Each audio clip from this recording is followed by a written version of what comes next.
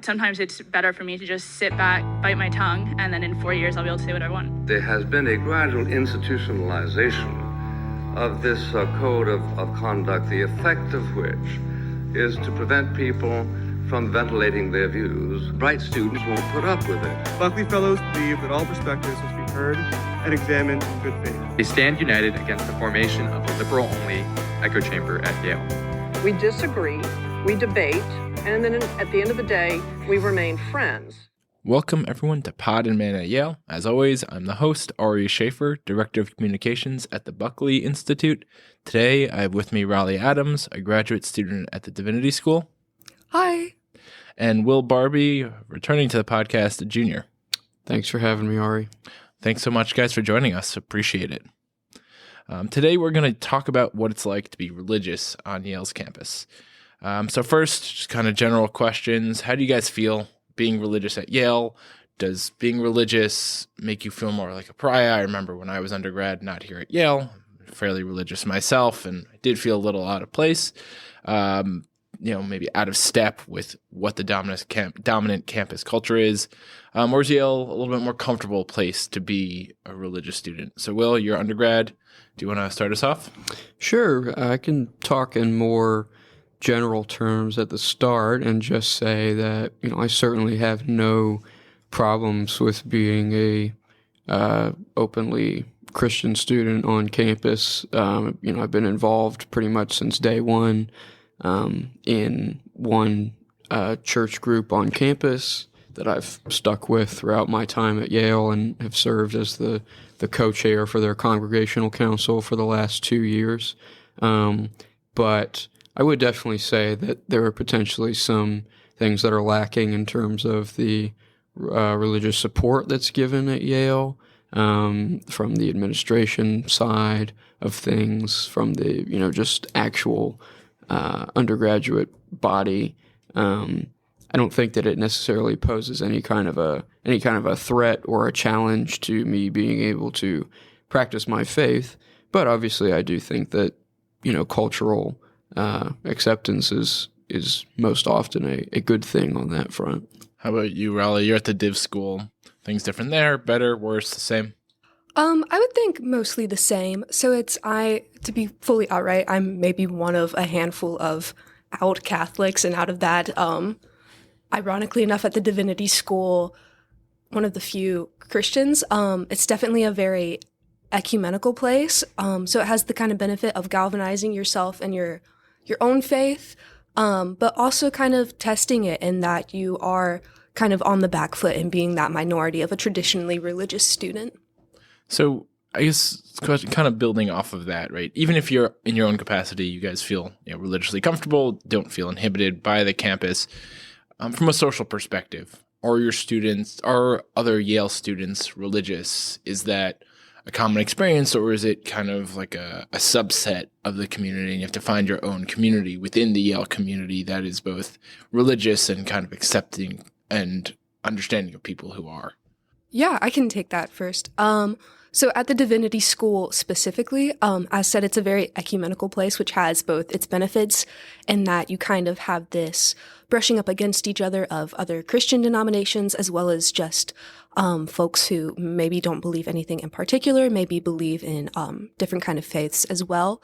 So it both kind of challenges you that way to find this discomfort and grow in the discomfort. But also because it is so accepting and so open, it also allows you that chance to flourish. And I think just to echo Will's sentiments earlier, that the broader Yale community has that kind of benefit as well. Being Catholic here, I haven't had much of a problem at all. It's a very opening and welcome place. Yeah, I would say that in terms of just perceptions of religion from the student body, I would say that the biggest problem that I've seen with it is that students view religion as almost like an additional extracurricular rather than something that's obviously much deeper than just a club. I think there's a large hesitancy from students to engage with religion on campus just because they are, too busy or they're overworked or they feel like it's not something that they can really, handle starting something new. And I think that that's definitely something that I've encountered whenever I've, say invited somebody to come with me to church. I think that obviously there have been great successes, and I've brought a great many people who have actually enjoyed it. But then there's also a lot of people who, hesitate or roll their eyes or something like that. So I don't think the idea of people around, your age, I guess you guys are slightly different stages in life, kind of falling off from religion. I think that's been a common phenomenon for a while. But you guys are kind of in the thick of it. Do you think it's just a time question? Are people, religious in their day-to-day, but they spend their free time doing other things? Or what do you think is driving that kind of falling off that we've seen for countless years? I mean, that's a very large question to try and answer, and I think that there's a number of different things that you could point to that suggest the downward trends in young people's attendance at religious services. But speaking just specifically to Yale's campus, I really do think that there is just the plague of too much busyness all the time with undergraduates, to the point where even if they would consider coming to church, which I think a great deal of them would, just given how, stressed out their lives are. I think a lot of them are looking for a place that religion can offer, which is, a place to center yourself, a place to sort of find some sort of deeper connection than just the day-to-day aspects of life. So I think it really is just about, trying to find a way to convince them that it's not just about, doing some, adhering to some dogma, but it's more about what can you gain out of it for your own self and your own endeavors. I think kind of building off of that, not only is there this definite time issue, I think by merit of being here, you're probably an overly busy person, but I also think from more of an educational standpoint and a higher education standpoint, this embrace of moral subjectivity and kind of being open to everyone's truth, especially as a student, as you're kind of like reading these texts, you're going through your classes, and if you have to accept anyone's truth, it kind of loosens the grip that you have on your own. I think even just being here a semester, I've watched multiple people come in relatively firm in their faith practices and then kind of just lose a grip on that as they are focused and forced to kind of grapple with these questions more, and forced to kind of take this mindset of be open to whatever may cross your path. But then conversely, I think it's also had benefits. People who have, at least from the YDS standpoint, not come in faithful, they've read texts like Dostoevsky or other things kind of in that arena, and it's and being open to that truth as well, they're then forced to kind of reckon with the kind of, I guess, aspects of Christianity or other faith practices that they hadn't considered before. So I think it's this double-edged sword of kind of moral subjectivity hitting the campuses. So I want to ask you a little bit about that, specifically from the div school perspective, because I'll say from my own experience, I guess, thoughts about Yale's div school. Before I started working at the Buckley Institute and getting familiar with Yale, I kind of assumed it's a div school. You would assume people there are religious and probably become more religious as they spend time learning about religion. And maybe the div school is an institution dedicated to supporting and propping up and defending the idea of religion in the public square. Is that something that, bears out at the div school? Do you find it's just almost like an academic institution where the focus is on religion? Or does it try to, I guess, revitalize religion in some general sense? Not really. So in the most broad sense, it is that kind of, it does offer that professional training, especially for kind of people seeking to go into the ministry. They do have that very flourishing MDiv program. But it's also, as said, we have just for example, we have the Anything But Christian student organization up there that's supposed to kind of support these students who are coming in without that Christian background, and kind of giving them community, which is always a fruitful thing, but it's also kind of embracing the fact that the university, and specifically in its divinity school, is shifting from its original purpose of putting out faithful Christians and putting out people ready to, in the professional capacity, kind of propagate the Christian life. And I think that's very true. It's reflected in the student body there as well. So obviously the div school is a natural place for that, but at one time Yale was also supposedly a Christian school that tried to raise good Christian students, got it at Yale, the Buckley book that propelled him to national fame and also gave its name to the podcast, or from which we took the name of the podcast. Buckley was not alive to name this thing. But in the book, Buckley complains that the leadership of Yale was pretending Yale was a very religious institution when its faculty and administrators were in practice pushing atheism and socialism in the classroom.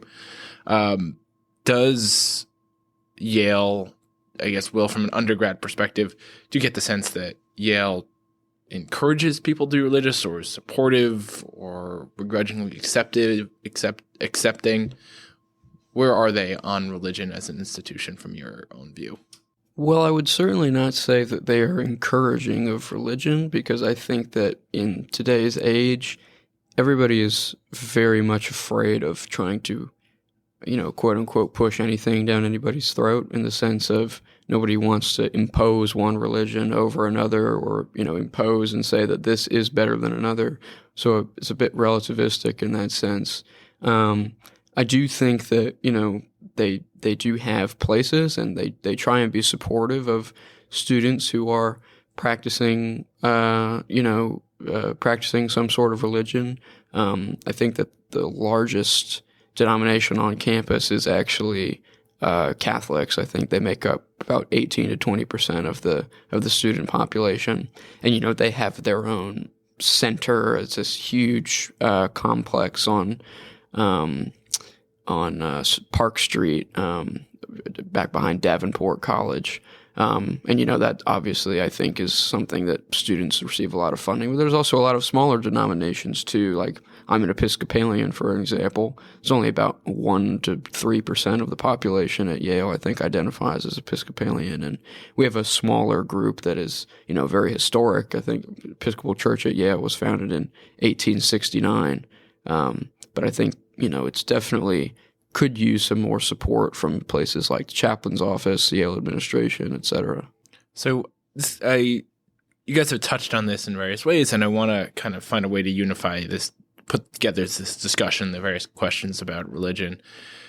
Do you think Yale should be doing more to maybe not, turn the whole institution into, a religious seminary, but encourage the idea that, the faith exploration is something valuable and good for its students? Well, I think that, I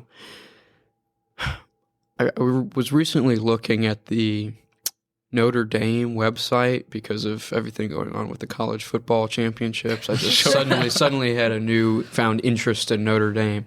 And I think one of the first things on their website says that they're one of the few universities in America that seeks to inculcate both knowledge and virtue, basically, in its students, and inculcating like a desire and a calling to serve other people and act in a Christian way.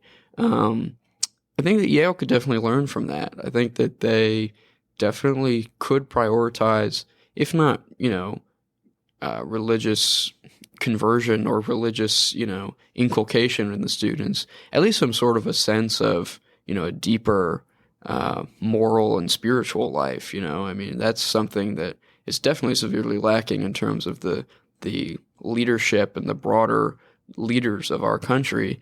And Yale prides itself on trying to produce the leaders of tomorrow. So this is something that, if we really want to continue that legacy, has to be inculcated. So, Raleigh, you think, does the Div School encourage its divinity students to be religious, and should it? I think for the divinity school's sake, it tries very hard in the political climate it's being faced with to both balance that line between encouraging religion amongst its students, but also being open in that same instance.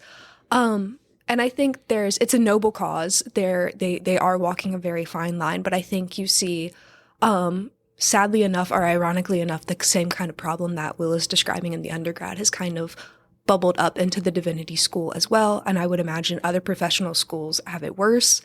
In what sense? Which problem? This kind of problem of just not pursuing the truth in that most divine of senses. I think as I said earlier, like there is this kind of moral subjectivity. Like I remember I took a Hebrew Bible class where the professor literally told us, this is whatever traditional reading you have of this, that is, we're going to throw that out the window. Like we're going to look at multiple truths. Like there is no singular truth. And I think that's emblematic of the kind of a small sample size and emblematic of that broader problem of if this is a university that is focused on and its mission is this kind of pursuit of the truth and kind of creating these leaders that will foster that in the broader American public, that's failing. And it's really sad. But I don't think it's hopeless either. I think they do have these still noble intentions at heart from the at least conception of the divinity school still there. So I do want to kind of, I guess, address that part of the question head on. If Yale, the divinity school, the undergrad, is going to choose to promote and support its students being more religious, or at least being more virtuous in a way that may or may not mirror, particular religious values, how do they go about that? How do they decide which values to choose from? And how do you answer that question without ending up in the same moral relativism trap that you guys have indicated got us where we are in the first place?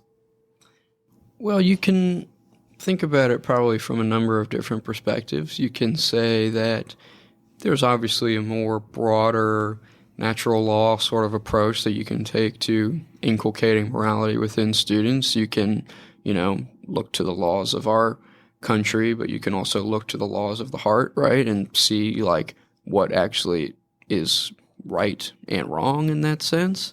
I don't think that, Yale necessarily has a place in, we believe in institutional neutrality, I would say, especially at Buckley. So I don't think we should, have like Yale professors or Yale administrators coming out in support of these like, broad sweeping morality policies in the United States, or even on Yale's campus necessarily. But at the same time, it's more about inculcating it, say, within the curriculum, right? And doing some sort of freshman orientation workshop or something like that that really opens students up to the possibility of looking at religion as a way of just something that's important to your own personal development as a human being. I mean, it was certainly the case for me that coming to college was probably the single most formative experience in my faith life. And I think it definitely is the same for a number of people, but they just need to explore it. I think you kind of started to touch on that, but I think Yale is unique in, of course, we shouldn't have professors going out and being like, please believe like the Christian faith, or here's this sweeping moral policy that we're promoting. But I think it is unique in that it has this opportunity to promote a liberal education, and the relationship between a liberal education and the formation of faith life, especially in young people, I think is incredible. And this is perhaps just coming from an outside perspective, but I would be interested in seeing the kind of the benefits you see in the students who participate in directed studies and the kind of faith formation and moral character formation you guys undergo, having that expanded, as you said, to kind of the broader incoming student body. I would also say you have, if that like is not possible, you do have a couple bastions of hope during kind of like throughout the college now. I will say kind of the attitudes you see in the political theory department, or you see in the kind of religious history kind of classes, you do have professors who are taking it upon themselves to kind of encourage that now on an individual basis. This, not necessarily from any kind of personal faith perspective, but they are encouraging their students, as many as they touch, to pursue the truth and pursue this virtuous formation. And I think encouraging them in their efforts would be helpful as well. Might just second what Raleigh said there for a moment. I participated in the directed studies program when I was a freshman, which is, a year-long freshman intensive humanities program.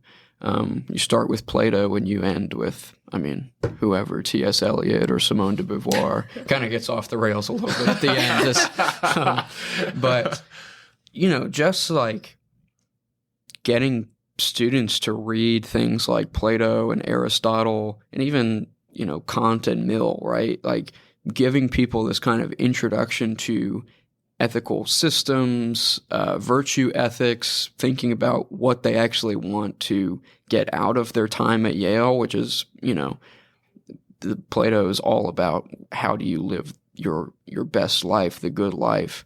And I think that students could really benefit from just, having to read something like that. I mean, that's some way that's, not necessarily enforcing any particular worldview on somebody while also getting them to, develop themselves morally and spiritually. The humanities will save us, is what I'm hearing. Potentially.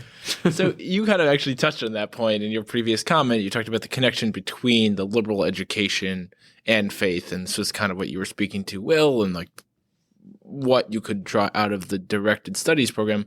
How do you kind of see that connection? You talked about it a little bit, but I wonder if you could kind of drill down, like what would the connection between those kind of, those kind of studies and being more in touch with your faith look like? Well, it emerges first from just being able to say, okay, what do I know about myself and what do I know that I want to accomplish in my life, let's say. And once you set that boundary or once you set that goal for yourself, then you can start to think about, well, what's the best way for me to accomplish that, right? And I think that's really where religion can come in on a college campus, is to be that kind of next step, let's say, for people to understand their dreams and their aspirations and themselves even more. Because I don't think it's very effective to just go out in your own particular denomination and say, hey, I want you to become Catholic, or hey, I want you to become Episcopalian. It's like you have to start from a place where people don't feel like they're being forced into anything. And then from there, they can sort of develop something where they go, oh, actually, maybe I want this for myself, not just because somebody else wants it for me. I think kind of building upon that, and speaking from personal experience in my own undergrad years. Where did you go undergrad? I went to Clemson University for undergrad down in South Carolina. Speaking of college football, go Tigers. But yeah, so it's I think especially young people, like whatever, like ages like 17 to like 20, 21, that's the peak moment where you're at the most unrest, like everything about yourself. You're leaving the kind of virtues and the beliefs you were brought up in, and like this is the time to test those. And I will say personally, like I went into undergrad just with this absolute yearning, not to be overly sentimental, but somewhere on that heart level or that soul level.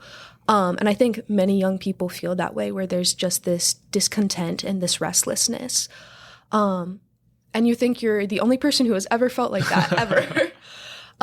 But thankfully, this kind of great books tradition, this kind of humanities education, this liberal education, it forces you to grapple with the fact that there is nothing new under the sun. People for ages upon ages before you have been faced with the same questions of, how do I live out life that makes me happy? What is that ultimate happiness? As Will said, what is that good life? And it makes you think about those questions seriously. I think this is also, not to like point out TikTok, because like it's like everywhere now, but like young people, especially, like we go for that quick kind of entertainment or education over this very strenuous and often hard and difficult kind of challenge of grappling with these great texts. So I think whenever you are forced in like these formative years to grapple with something that isn't easy, it ultimately kind of fulfills that yearning you had already without even realizing it. So Will mentioned earlier about, the culture on campus, more than anything else, is to be busy and to be active. Yale is filled with very ambitious, successful, intelligent students who are both, continuing the life they always lived, of trying to excel at everything and trying to set their path for whatever job they get after they graduate, and that includes being involved as a lot of extracurriculars, getting good grades. How does the argument go to convince the Yale, the example Yale student who's involved in a million clubs, trying to be president of all of them, to take a minute and think about what matters to them and think about their virtues and values, when that won't help them get a job afterwards? Well, I think maybe that's even well, let me start over. I was going to talk about how, maybe it actually will help you get a job afterwards, but maybe that's kind of missing the point, right?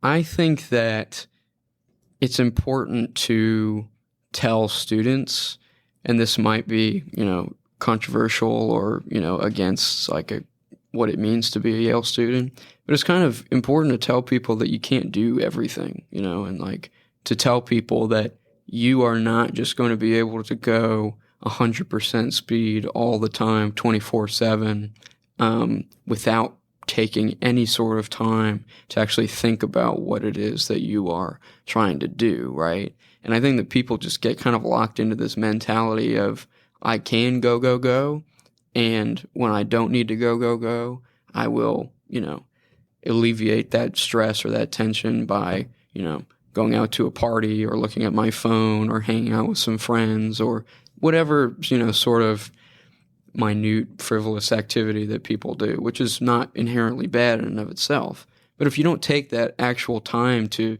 just have a little bit of self-reflection on your own self and your own person, that's how you get yourself in a situation where, you spend 4 years at college doing something, and then you have no idea what you want to do afterwards, right? Or you have no sense of guidance or comfort or solace in where you are going to be and what the trajectory of your life is. So that seems to me to be the ultimate first step towards telling people to just take a breather. So I guess you kind of talked on this earlier, but I want you to answer that question also from your perspective in undergrad and also as a grad student in the divinity school. Does that culture of do exist in divinity school? Is there a greater culture of taking time to self-reflect?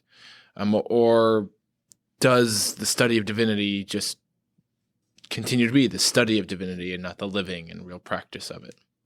I think that is definitely true. I think the divinity school at least kind of understands a little bit more than, say, the undergrad sphere, that there are goods in and of themselves that maybe won't bring you a job or a higher paycheck, but they're just good for what they are. But I would say that while you might not be as go at the divinity school, kind of bustling from your extracurriculars to your classes to your next extracurricular, the kind of ways that the average Yale undergrad has their schedule divided up. I think it's almost kind of this diversion of time as well. That gap is, you're still busy, but that gap is filled in a different way. I feel like it's such a buzzword, but I think the divinity school is a little guilty of kind of virtue signaling in this way, where you might not be necessarily partaking in extracurriculars to kind of build up your resume, but you're partaking your whatever political cause is closest to you, whatever is kind of buzzing the most at that moment. And you can agree with them or not. I think that's just that's your business. But I think that takes the gap instead. It's how do you make yourself look maybe not like a busy person, but how do you make yourself superficially look like a virtuous person or a morally active person instead? So I guess the question I would have next for you guys is, do you think this is something, what are the kind of things that Yale could do, I guess, as an institution, both at the grad school and the undergrad, to encourage students to maybe take that extra time and to maybe shift the culture a little bit on campus towards a little more of a reflective mode? Well, I think it has to start when students are first coming to Yale when they're freshmen. I think it's very important that, in those first few weeks, students don't just get the impression that, they're here to seize every opportunity in the world, which I think is the message that is put out, at the start of when you come to college, which I think is a good thing for getting people excited, but it's a bad thing for getting people to slow down and recognize that, well, maybe not every opportunity is worth my time pursuing, right? Maybe I shouldn't just go and do everything. Maybe I should, focus myself on the things that will really be impactful to me later on in life. So I think that's where it starts in terms of, continuing it throughout time at school. I don't know. I'm not necessarily one to weigh in on curriculum, but I do think that there should be some sort of solution to not just have students, going throughout their whole time at Yale without reading something like Plato or without reading other sorts of, central humanities texts that really do enlighten the soul. Will might not chime in on curriculum, but I will. So I think on top of kind of like, as we've discussed, this just embrace of the directed studies programming, that embrace of liberal education, one thing that I just love that the Divinity School does is, and I think this should be like Yale wide, honestly, is they do a community read. And it's optional, like said with air quotes, but like highly encouraged. And they do that to kind of foster this, not as these kind of texts that might shape your soul, or it might shape how you're viewing your life and how you relate to broader kind of society at that time. Not as like homework per se or another assignment to take on, but it's this act of community building as well. You're in dialogue with your roommate, you're in dialogue with your classmates on this thing that affects all of your lives and touches upon all of you. And I think, as said, that's something that should be Yale-wide. It should be given to incoming students. I personally love the stories Why Are We Restless book, especially for incoming students. Like, I think every freshman should read that and just have to grapple with that, like in communion with each other as they're entering this new chapter of life. Well, that's about all the time we have. Appreciate you guys joining me for this. I thought that was a very interesting discussion about religion and your experiences on campus. So thanks so much for joining us. Thank you. Sorry. Now we'll turn to our interview with Notre Dame's Richard Garnett, where we talk religion in the public square, the movie Rudy, and the time that Professor Garnett actually met Bill Buckley himself. I'd like to welcome to Pod and Man at Yale, Richard Garnett. Rick is a professor of law and professor of political science at Notre Dame, where he also serves as the director of the program on church, state, and society. He's also a Yale Law alum. He'll be speaking here at Yale through the Buckley Institute on February 5th at 4:30 p.m. about myths and facts about church and state and the American Constitution. Thanks so much for joining us. My pleasure. Thanks for having me. Looking forward to the discussion. So I want to talk generally about religion and its role in American society nowadays. And Notre Dame, where you're based, is known for several things. One, obviously, is the Notre Dame football team. And not that I know a lot about college football, so don't if we start a conversation down there, I won't be able to help very much. But Notre Dame is also famous for being a top-tier school with like a very clear religious identification and a religious mission. So in your view, how does a modern university like Notre Dame balance the identity, demands, needs, and directives of being a religious institution? Yeah, the University of Notre Dame is a really interesting and distinctive place. It's played a big role, I think, in the kind of cultural imagination of the United States and especially of American Catholics over the years. For many decades. I mean, you mentioned the football team. We had fans all over the country. In part because we were seen as kind of representing the underdog immigrant Catholics against the establishment. And also because the local conference, the Big Ten, didn't want to admit any Catholic schools. So we were forced to travel the country and increase our fan base. You used the word balance. I mean, I think Notre Dame is on an exciting experiment, is that we are and we want to be a globally recognized top-tier research university.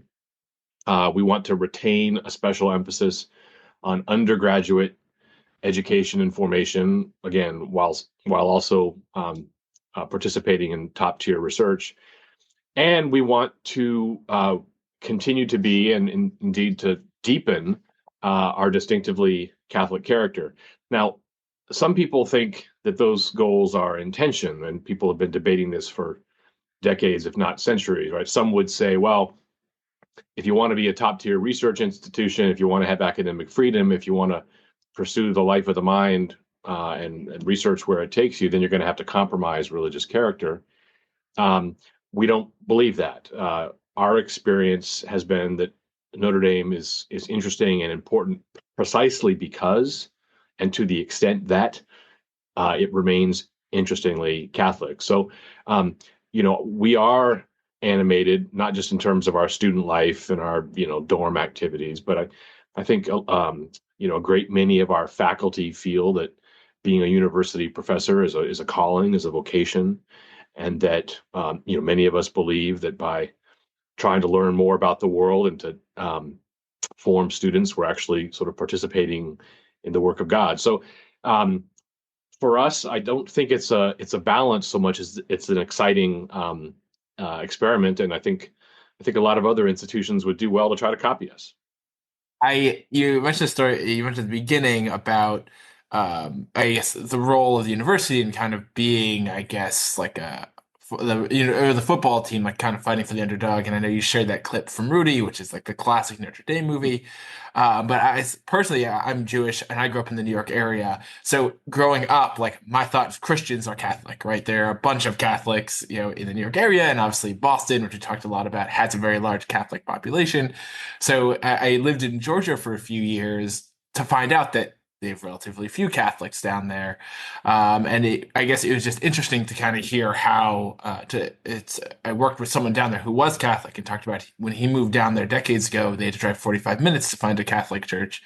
So it's kind of interesting, like that idea that like Catholicism is like traditionally been a minority. They've been persecuted or at least not treated well. You think about JFK. Well, I think you're. I mean, I think persecution is a fair word for at least some points on our history, and certainly there were times where, the kind of American establishment regarded Catholicism with some suspicion that it was somehow other. It wasn't truly American because Catholics were suspected of having dual loyalties to the Pope in Rome and so on. You mentioned Georgia. It's just an interesting thing about America's development and our demographic changes and changes in the Catholic community. So obviously, for a time, Roman Catholicism, at least in the United States, was kind of urban. It was maybe an immigrant phenomenon. Parochial schools and Catholic universities grew up in the kind of the big cities of the East and the Midwest. Obviously, Catholicism had been here in the West for many centuries. But now, if you study kind of where the Catholic Church is kind of growing and where parishes are growing in the United States, it's often in the Southeast, places like Atlanta, North Carolina. And the footprint, at least the institutional footprint of the church, has been contracting in some of the big cities of the East and the Northwest. And all of this is part of Notre Dame's story. Our students come from everywhere in the country, and they come from increasingly all around the world, since the Catholic Church is the largest global institution in the world. And that's been a change from when, the stereotype of Notre Dame students would have been like, big kids from Pennsylvania who could play football. Now we're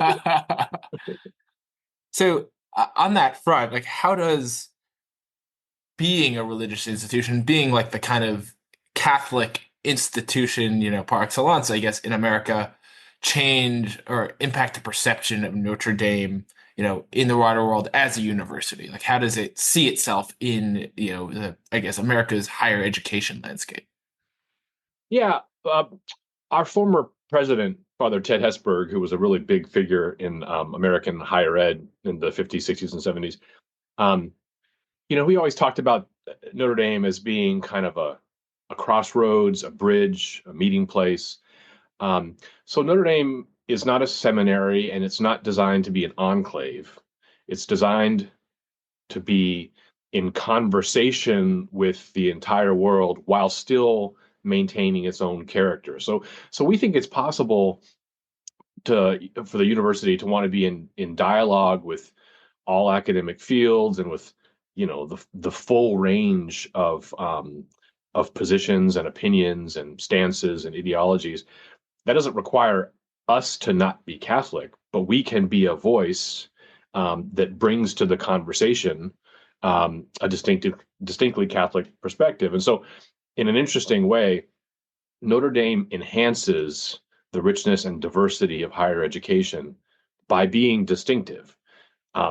If universities are just like every other universities, then they don't do much to enhance or enrich the conversation. But I think we really have a unique opportunity by virtue of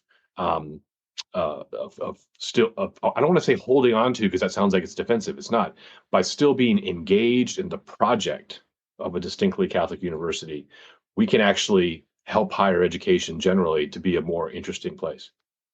So I think for a lot of people, a lot of people familiar with Notre Dame because of the football team, and Rudy obviously put it on a lot of people's radar. Rudy was offsides, unfortunately, but yeah. I hope that you don't like, it's still a great movie, notwithstanding. Oh, I love it. I Uh, love it. Yeah. I mean, I don't know, maybe it's some Chiefs refs in there, but who knows?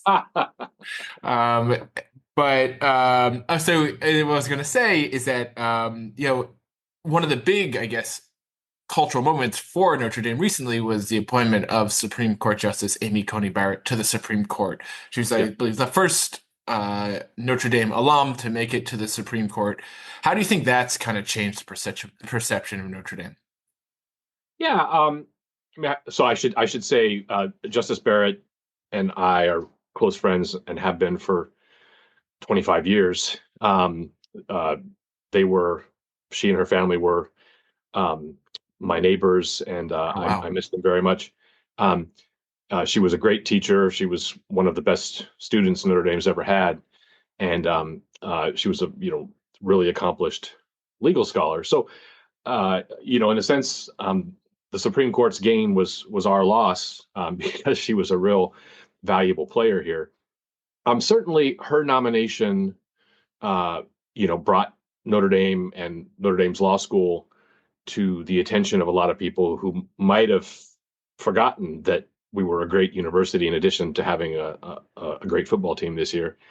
And I, in my view, whatever one's politics are and whatever one thinks of one president or the other, she's handled herself exceptionally well on the court. Her body of work is really impressive. I think she has shown herself to be a really judicious and careful and thoughtful person on the court. And my sense is that, again, notwithstanding the political divisions in our country, my sense is that thoughtful people who actually engage the work have been really impressed with what she's done. So she's been a great ambassador for us, and the University of Notre Dame should be, and I think is, proud to be associated with her. So, taking a step, I guess, to the larger question, is like, how has it impacted the perception of religion in America? Obviously, one of the big things that came down, I guess, the docket was Roe v. Wade. You're talking recently a lot about the first religious charter school and how I think the Supreme Court just took it up. So how does having someone who went to an openly religious institution on the Supreme Court, how do you think that has or hasn't impacted the conversation about religion in the public square? Yeah, you might remember that when Justice Barrett was nominated to the Seventh Circuit Court of Appeals, there was a strange moment during the confirmation hearings when some of the senators, particularly Senator Dianne Feinstein from California, sort of pursued this line of questioning, kind of suggesting that there was something inappropriate about the fact that Justice Barrett was, a practicing Catholic. That was an unfortunate episode, but it's not unique in our history. I mean, as I'm sure you and your listeners know, for a long, long time on the Supreme Court, there was sort of this sense that you could have, one Catholic justice and one Jewish justice, but no more.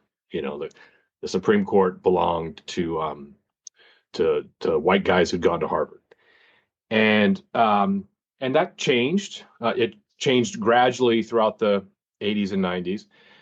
And now, for a number of reasons, I mean, I've written about this. It's kind of interesting, but you have 6 Catholics on the Supreme Court, depending on how you count.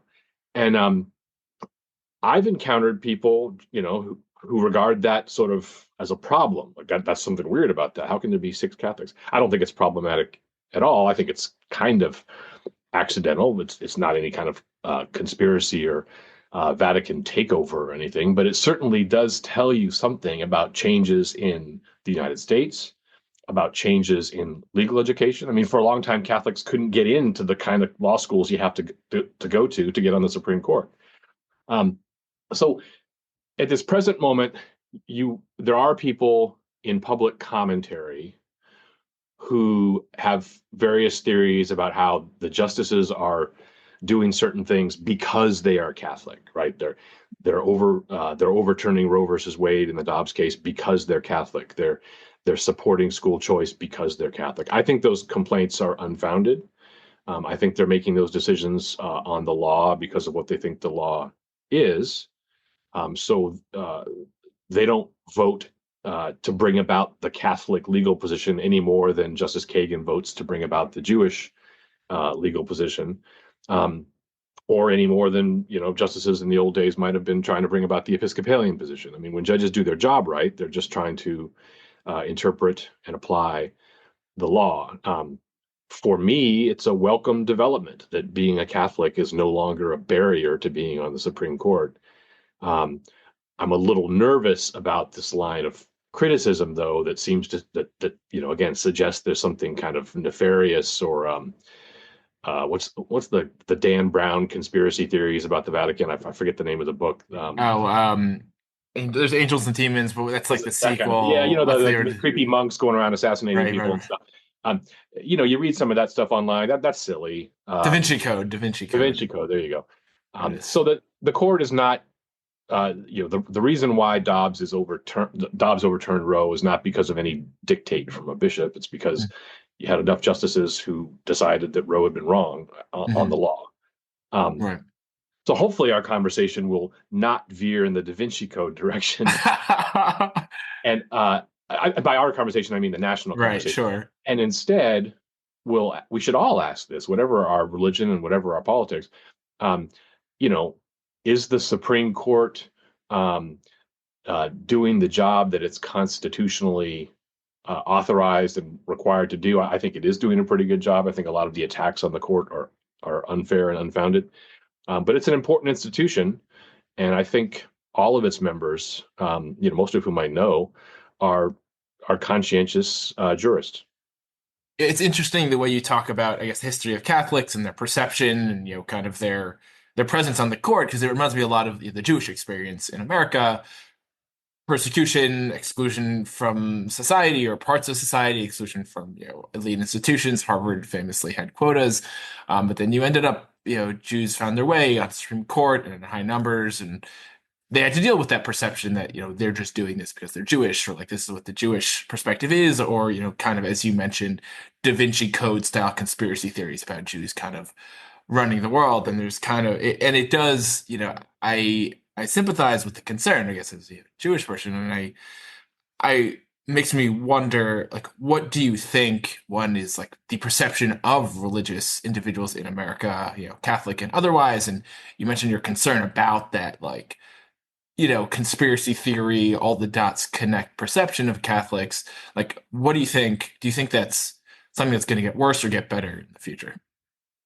Well, I want to say I hope it gets better. I think you're right to draw parallels between the Catholic and Jewish experience in this context. Again, this sense at some points in our history that Jews or Catholics were kind of other, were somehow on the outside and kind of suspect in one way or another.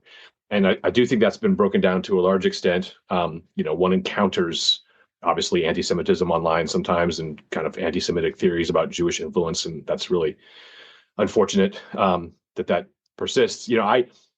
I worked. I had the privilege of working when I was in law practice for a great lawyer named Nathan Lewin, who was one of the more prominent Jewish lawyers of his generation, and he had been a classmate with Antonin Scalia at Harvard, who was one of the Catholic jurists on the court back at a time when there really was kind of a quota, and they were close friends, had some different views on things, but they were close friends. And I think that one of the things that brought them together was this sort of shared experience of having been regarded at Harvard Law School, in the 50s and 60s and so on, as being kind of an outsider. So it's an interesting comparison. In terms of just kind of religion in America, I mean, religion is inseparable from the American story. Right? The American Revolution is in many ways a product of kind of evangelical, Great Awakening type religious fervor. I mean, so many of those who wrote in support of the revolution were actually writing out of a congregationalist, very passionate religious context. Obviously, many of those who led the movement to draft and then get our Constitution ratified had strong religious commitments. We sometimes forget that. We think they were all like Thomas Jefferson, which just isn't true. So many of our social movements are closely connected with religious movements. Abolition, that's great. Prohibition, not so great. But there's other ones as well. So sometimes I find these conversations about, is there a place for religion in the American public square? Well, of course, how could there not be? It would take a kind of bizarre bit of historical and social reengineering to exclude it. And I think people get that. I mean, I don't, outside of universities, I don't think there's a whole lot of people who are clamoring for kind of a French style naked public square. There are debates about where the lines are, Sure. how many Christmas trees can you have in front of the courthouse and that kind of thing. But generally, people understand that the American constitutional experiment is consistent with acknowledgments of America's religious story and with the active participation of religious believers in public life. It's really important for Americans to understand that there is nothing about our constitutional separation of church and state that requires religious believers to keep their mouth shut or to stay out of politics or to stay out of public life. They're entirely permitted to participate in public life as integrated, believing people. Right? The Constitution doesn't have a check your faith at the door requirement if you want to be a citizen. That's a good thing. Now, if one wants to be a responsible citizen in a pluralistic democracy, one has to be reflective about the extent to which you respect the beliefs of others, right? And I think generally speaking, we do that. We accommodate religious dissenters. We permit cooperation between religious and political institutions. Think of school choice, for example, or Medicare for that matter. We haven't tried to, erase all evidence of Christianity in our history. Like you don't see people clamoring to rename San Bernardino or Las Cruces, generally speaking. And I think that's healthy. That's consistent with our history, and it's consistent with a secular liberal democracy to permit people to bring their full selves into the political community. I've always found the hardcore separation of church and state, perspective a little perplexing in that front, and I'll ask you a question about that in a bit. Because if every identity seems to be acceptable in the public square, why wouldn't a religious identity be also? And you kind of talked about America's founding, and I'm sitting in Connecticut. Connecticut was basically a theocracy when it first started, and then even down here in New Haven with Yale, it's as secular as it is. You get in an office building, look around, all you see is church towers. Some of them have been turned into Yale buildings, but they were originally church towers. So people, I think, have this relatively recent reflexive fear of the idea of America being a Christian country, and it's still debated. So I wonder what your thoughts are on that. Is America a Christian country? What does that mean? What does that mean from a self-image perspective, and what do you think that should mean from a practical perspective? Yeah, so I think it's really important to make a couple distinctions. I'm a law professor. That's kind of our game, right? Is we endlessly distinguish things. So the separation of church and state, correctly understood, does not mean that religion and religious faith and religious believers are absent from public life. It doesn't mean that religious values are absent from public life. It doesn't mean that some of our legal proposals don't reflect religious commitments, like, again, the movement for non-discrimination and so on. That's not what church-state separation means. What church-state separation means, and certainly what it meant to the founders, was that the institutions of government and the institutions of religion are distinct. They're differentiated. So the king doesn't pick the bishop over here, and the bishop doesn't set the speed limit. There's a distinction between religious and political authority. Now, you can have that distinction. That's church-state separation. That's important. That's why we have an establishment clause. You can have that distinction and still think it's totally fine for the government to cooperate with, let's say, the Catholic bishops on resettling refugees. It's totally fine for people to be able to use Medicare funding at a Baptist hospital. It's totally fine for people to get federally subsidized student loans to go to Yeshiva University. That's cooperation. That's consistent with separation. So I think sometimes the mistake we made is we thought that the separation of church and state meant the kind of exclusion of faith from public life, the kind of radical privatization of religion, which is kind of the vision that I think France embraced, over the 19th century, especially. This is an idea that, like, look, you can be religious in your private time, on your Sabbath day in your church building or your synagogue or your mosque. But once you leave your house and go out into the workplace or go out into the public square, then we're all supposed to be kind of blank slate secularists. And that's just an incorrect understanding of what our Constitution envisioned. And it's frankly, an incorrect understanding of how human beings actually live. So I'm a supporter of the separation of church and state, correctly understood. I don't want the president picking the bishops. And, think of real cases. I don't think the government should be able to tell a Catholic school who they have to hire as a teacher or who they, could fire as a teacher.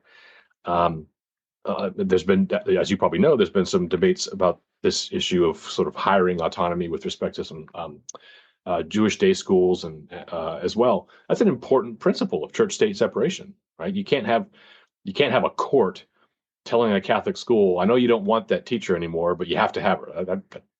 That violates separation. But it doesn't violate separation for the government to say, you know what, religion is really important in this country. It's important to a lot of people. We actually think it has a lot of good effects on public life, so we're going to have a tax exemption. That doesn't violate separation. That actually helps it. Keeps government and religion a little further apart. So maybe, I know we're always looking for sound bites, but I think the key thing to appreciate is that separation doesn't mean exclusion, and separation permits cooperation. So when I think about church and state, and especially as I've been thinking about your event and how we talk about it, this exchange from The West Wing comes to mind. If you've ever watched the show, where Charlie's mentoring someone, I think on behalf of CJ, or like he kind of took over it, and they're talking about, I guess, the Red Mass, which I'd never heard of, which I guess a mass for Supreme Court justices that the president goes to, and the student, this teenager he's mentoring, goes, what about church and state? And Charlie kind of goes, what are you talking about? And he goes like, yeah, church and state. And he's like, what law? What are you referring to? And he's like, find a law that makes this a problem, and like then we'll have a discussion. And like this, the mentee is like all upset and frustrated. He's heard this concept over and over again, only to find out from Charlie that like there is no real like law that says separate church and state in that sense. Like obviously there is the First Amendment, but where does this idea of radical separation of church and state that's kind of taken hold of a large sections of the public debate, even if not the public themselves, like where does that come from? Yeah, I mean, I think the sources are kind of many. One of them is famously a campaign letter that Thomas Jefferson wrote where he used the phrase wall of separation. Those words don't appear in the Constitution, but those were his words. Another part of it, a big part of it, grows out of the opposition to Catholic immigration in the middle part of the 1800s, and people started using the term separation of church and state as code for no funding of Catholic schools. And then as time went on, it became more of a slogan that stood for the evacuation of religion from public education. Like we needed to have neutral public schools in order to avoid conflict and division. And so again, a term that was latched onto for that was separation of church and state. But I think that's a mistake. All three of those were mistakes. I loved The West Wing, but I'm old. I actually saw it when it was actually on TV. You probably saw it in the runs.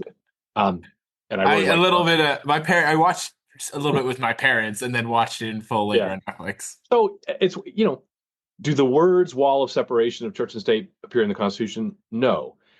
Does the combination of the no establishment rule of the First Amendment, the free exercise rule of the First Amendment, and the ban on religious tests for office, which appears in the original Constitution, those three particular bits of our constitutional text, in my view, it's fair to interpret them as calling for what you and I have been discussing, this differentiation between religious institutions and the institutions of government.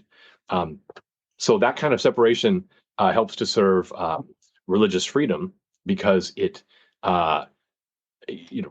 we're better able to freely exercise our religion if the government isn't telling us what the official religion is going to be. And we're better able to freely exercise our religion if the government isn't coming in and telling us, what the liturgy is going to look like, what the Bible readings are going to be, and who the bishop's going to be. And we're better able to exercise our religion if the government doesn't have a rule that says, hey, if you want to be a full citizen, if you want to be a political leader, then you have to pass this religious test.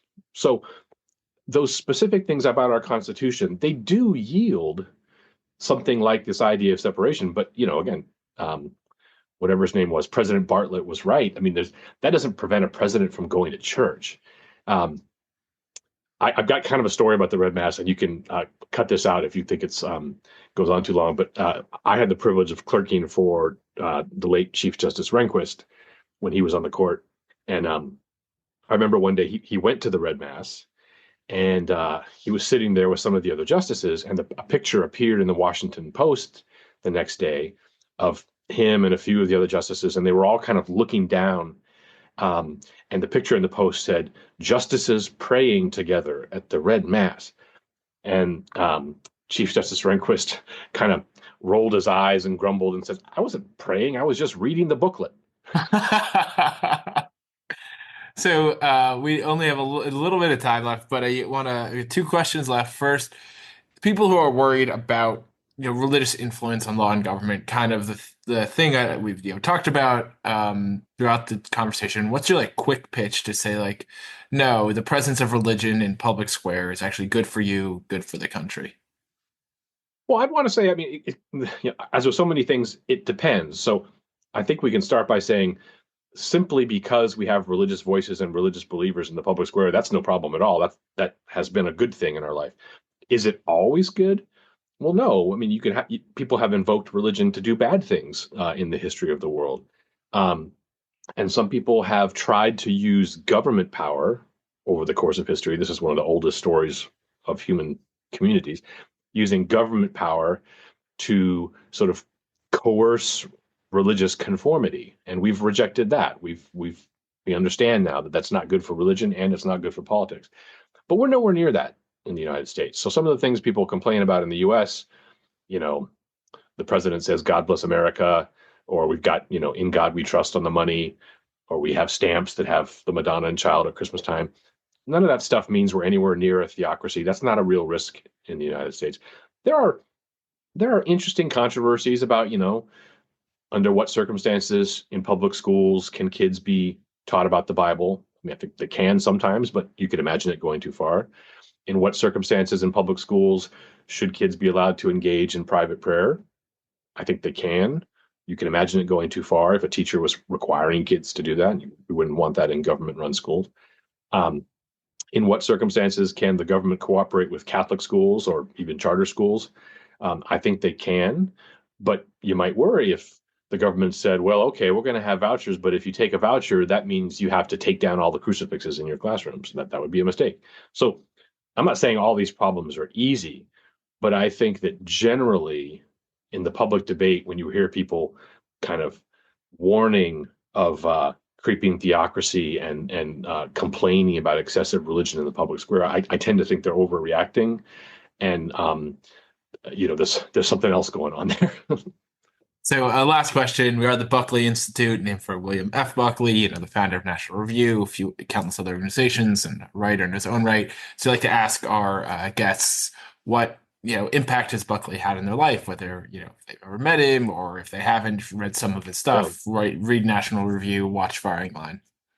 Yeah, so I was a real geek growing up. I still am, and I watched The Firing Line. I read a lot of Buckley books, the spy ones and the collections of the columns and God and Man at Yale and in high school.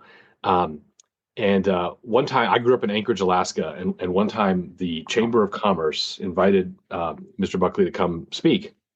I think I was a junior in high school. Huge fan.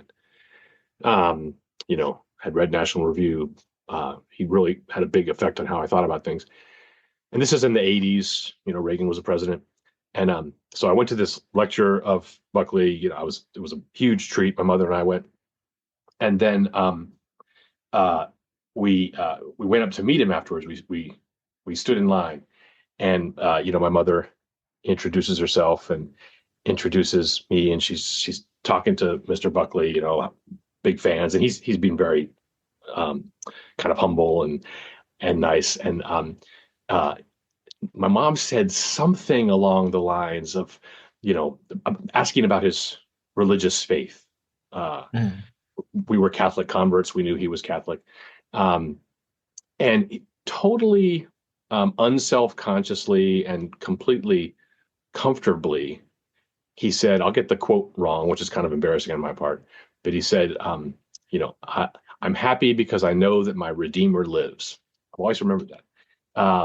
And I just thought that was so cool that he was willing to sort of say that in front of all these people, Yeah. And again, it wasn't forced. It was it kind of fits with the conversation you and I are having, really. I mean, he was a religious guy. It was part of who he was. He wasn't afraid to talk about it.